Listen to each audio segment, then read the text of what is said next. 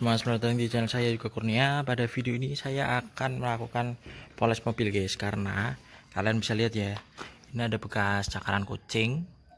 Ini tuh sebetulnya banyak guys. Nah ini lokasinya sampai sini, cuman karena ini tipis, nggak kelihatan, jadinya nggak kelihatan banyak. Nah kemarin udah saya coba untuk dilakukan poles sendiri pakai kompon ya, saya nggak akan nyebut merek, intinya kompon, namun tidak berhasil juga. Dan ini menurutku sebetulnya itu tipis, cuman tajam guys, kalian lihat atau tajam.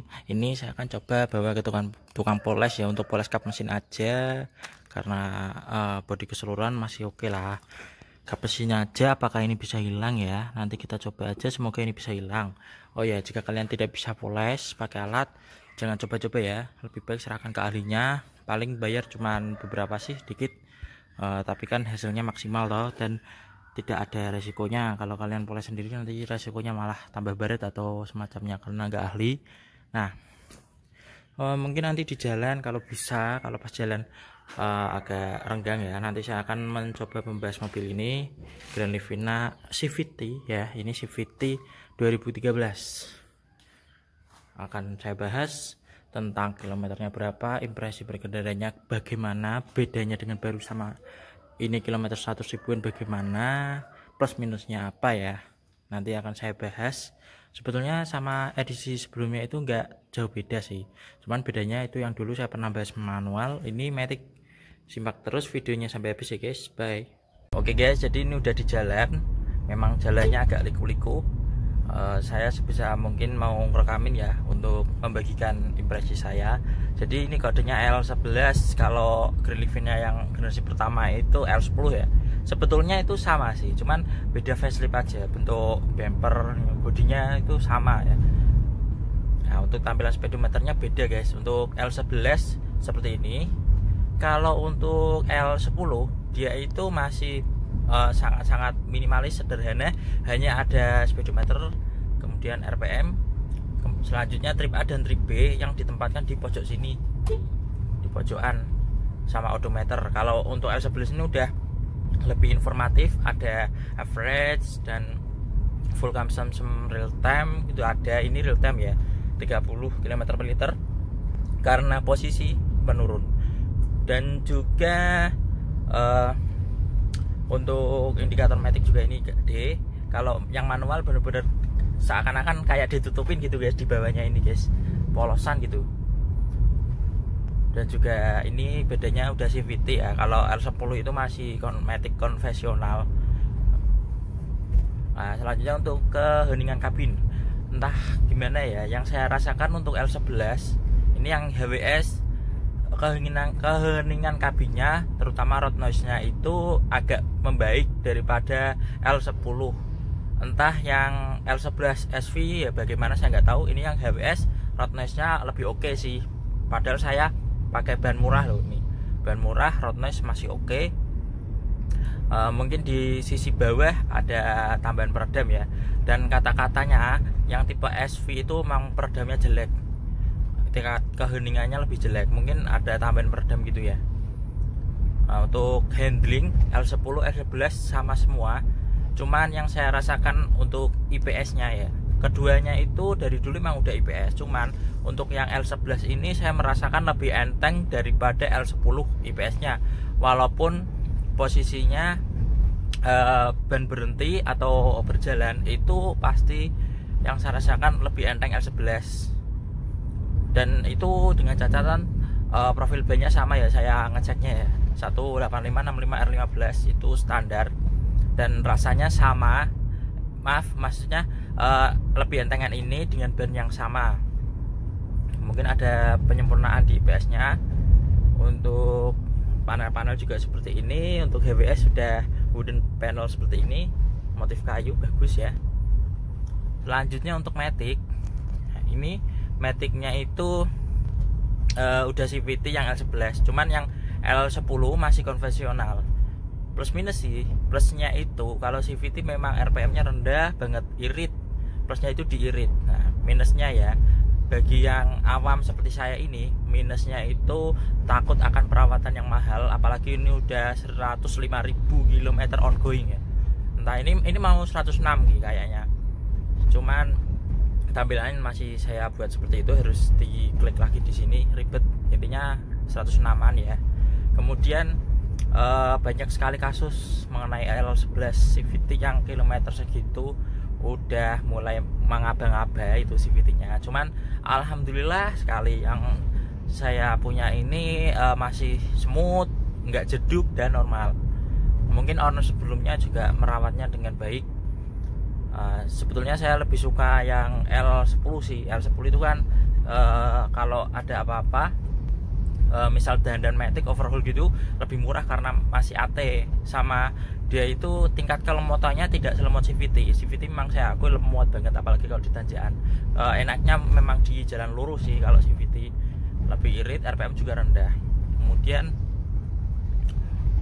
sayangnya kalau L10 itu benar-benar udah ketuaan menurut saya sih, dan mau nggak mau harus minangnya lebih mudah, mengingat zaman sekarang juga kebanyakan matic sudah CVT. Ini jalannya jelek ya, cuma nanti saya akan lewatkan jalan yang lebih jelek lagi untuk menjajal teman-teman, mengetes kenyamanan mobil ini lagi. Dan kalau kita bandingkan dengan merek lain, untuk keheningan mesin ya, ruang mesin masuk ke kabin itu lebih senyap ini. Kita bandingkan dengan mobil sekelas loh ya. Kita bicara dengan mobil sekelas, memang heningnya hening ini, apalagi ini matic RPM rendah. Jadi semeraung-meraungnya mobil ini RPM tinggi itu tidak sekeras mobil lain yang saya rasakan. Mobil ini memang keheningan kabinnya lebih oke sih, terutama di mesin. Kalau road noise banyak yang lebih bagus. Kita nyebrang dulu, banyak yang lebih bagus road noise. Bahkan kalau sama Avanza loh ya, road noise itu saya kira lebih bagus Avanza. Bahkan Avanza yang tahun segini itu menurut saya lebih bagus malah loh daripada ini loh untuk road noise loh. Tapi untuk kabinnya, suara kekedapan mesin ini lebih oke sih, sama getaran juga. Kemudian sayangnya untuk L11 sama L10 itu tidak ada perbedaan di sektor AC maupun kepraktisan ya. Ini AC-nya single blower. Ya memang sih hembusannya ini kencang guys untuk Grand Livina. Beda sama yang Livina. Livina itu kan yang pendek tuh. Itu hembusannya nggak sekencang Grand Livina. Memang sih kalau AC seat sampai belakang dinginnya. Cuman yang sisi depan itu nanti bisa masuk angin kalau kelamaan guys, karena semburannya, mengingat semburannya yang sangat kencang itu bikin orang masuk angin yang duduk di depan ya.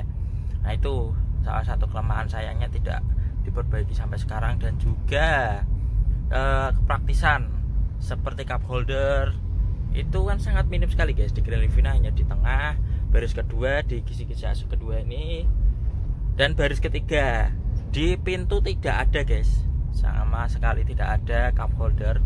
Hanya ada pocket holder itu ya, buat nyimpan barang kecil banget. Itu sih yang saya rasakan sih. Mungkin ini dulu, nanti kita lanjut di jalan yang keriting, jalan yang agak jelek, nanti kita lanjut lagi guys. Oke, sekarang kita mulai memasuki jalan jelek. Nah ini pakai lewat jalan alternatif aja. Nah ini sekarang tampilan speedometer sudah saya ubah ke tampilan average full consumption. Ini saya biasanya reset ketika saya mengisi bahan bakar ya. Ini udah sekitar 200 kiloan, belum kereset. Ceritanya itu 200 kiloan.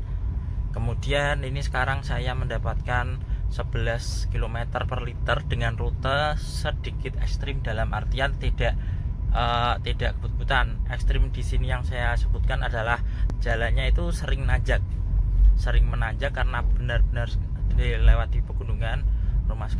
Rumah saya sekarang kan juga agak dataran tinggi ya, jadi sering rute kombinasi ya, naik turun. Nah ini dapat 11 km per liter. Ini mungkin yang manual nantinya akan lebih irit dengan matic, walaupun CVT ya lebih irit tentunya. Cuman ini untuk golongan matic menurut saya 1500 cc irit loh untuk tahun segini loh ya, karena mobil sekarang kayak Stargazer, Veloz dan sebagainya yang baru-baru ini benar-benar teknologinya itu udah bagus sekali, sehingga lebih irit lagi, mungkin 13 km ya. Jadi ini dapat 11 km pas. Dan ini sekarang kita lewat jalan yang jelek, yang enggak rata. Untuk kenyamanan ya, dibandingkan nih mumpung ada R3 lewat, kalau Grand Livina itu nyamannya lebih ke rasa sedan, dalam artian dia itu travelnya itu nggak panjang guys. Travelnya Shock itu menurut saya nggak kurang panjang, dan menyebabkan ketika kita mantul-mantul lah lewat kayak gini, dia itu sekali hentakan aja, sekali pantulan gitu loh, sekali pantulan, sehingga tidak seempuk tadi yang lewat itu loh R3. Menurutku loh, kalau di jalan kayak gini loh, memang R3 travelnya agak panjangan menurutku ya, yang saya rasakan. Mungkin orang di sini memiliki pengalaman beda-beda, jangan di roasting loh ya, ini kan kita sharing ya. Menurutku kalau jalan kayak gini nyaman R3 sih. Kalau Grand Livina lebih nyaman di jalan yang agak halusan dikit. Tapi kalau Grand Livina ada muatannya, dikasih muatan orang misal 3 ya, itu memang lebih nyaman sih. Nyamannya dalam artian nggak limbung gitu loh, maksudnya nggak terlalu mantul. Cuman kalau di jalan datar, jalan mulai halus kayak gini, memang Grand Livina nyaman sih. Entah kenapa lebih suka ini sih. Mungkin kalau Grand Livina menurutku sih nggak terlalu ke bapak-bapakan, jadi masih oke dipakai saya. Sekarang kita ngomongin kerjat-kerjat ya. Kadang mobil kalau udah tahun tua, udah kilometer gondrong, itu pastinya akan kerjat-kerjat, apalagi pernah bongkar-bongkar interior. Nah, untuk mobil ini kerjat-kerjat udah mulai muncul guys, kalian bisa dengar. Nah, itu entah dari mana asalnya. Intinya dari belakang ada sebuah kerjat-kerjat yang itu sangat mengganggu sih. Anehnya kalau ada orang duduk di belakang, kerjat-kerjat itu akan hilang. Mungkin berasal dari jok kedua, mengingat jok kedua juga ada bandulnya. Dan ini mobil ini bandulnya sudah lepas, cuman nggak saya lepas, tapi saya ganjel pakai kain. Saya ganjel pakai kain agar masih berfungsi untuk pemberat jok kedua, namun tidak ada bunyi gerat-gerat. Ini perlu dicek lagi interiornya, bunyinya dari mana, dan juga gerat-gerat berada di pilar ya, ini pilar sebelah kanan ya, ada suara gerat-gerat. Kalau untuk lain-lainnya masih oke lah, gerat-geratnya hanya itu ya.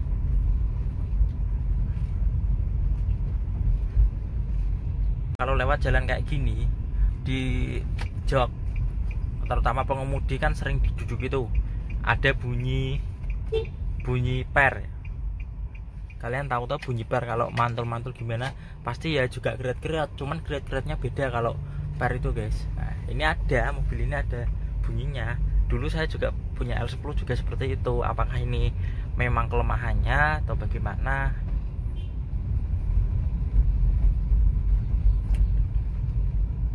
Intinya ada bunyinya itu guys.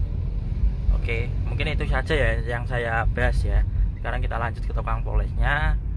Kalau ngerekam terus kayak gini gak nyampe-nyampe guys. Bye.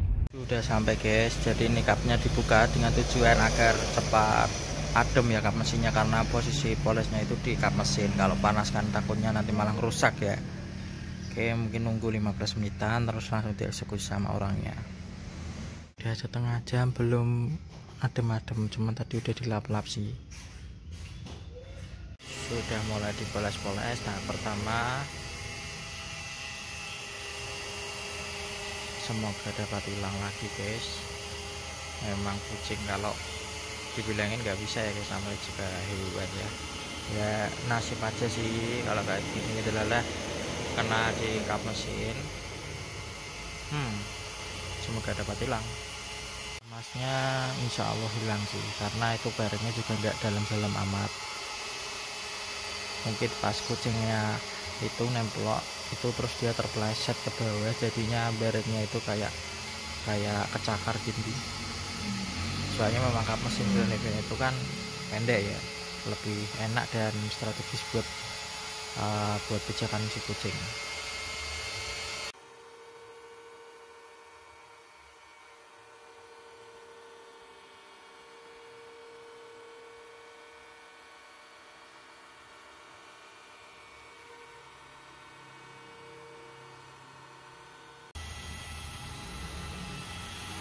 dipoles.